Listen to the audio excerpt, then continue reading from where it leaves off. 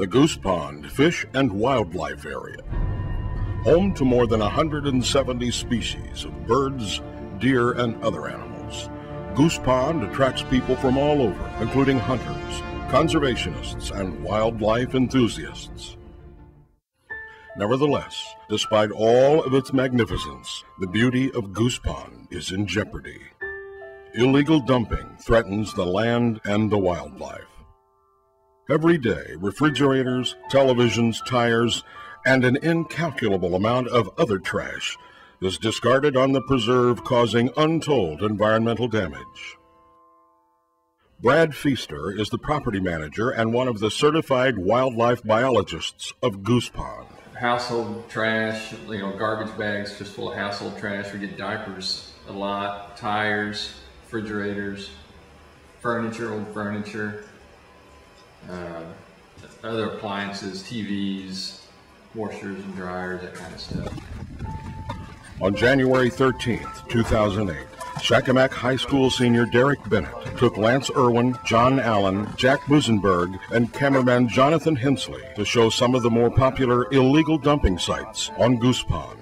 Yeah, there's a ribcage over here. Trash bag, probably has guts in it from where they gutted the deer. Dude, what is that? What it is. TV.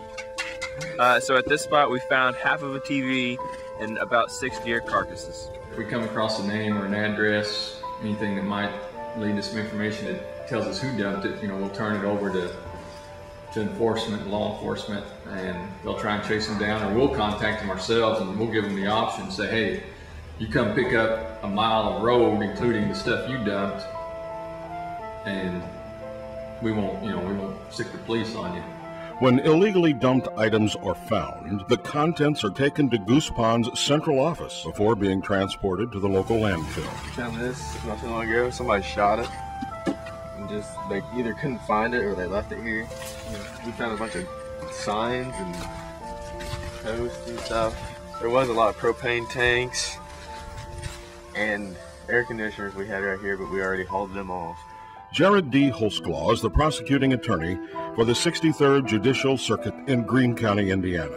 Another thing that I think government could do to help reduce this problem would be to fund more of these recycling refuse centers. I think Greene County has one, but I think if there were a low-cost option available to people where they could go and take their trash, I think people would be more inclined to use those instead of just dumping their trash or items that they don't want on other people's property. We got us a tire.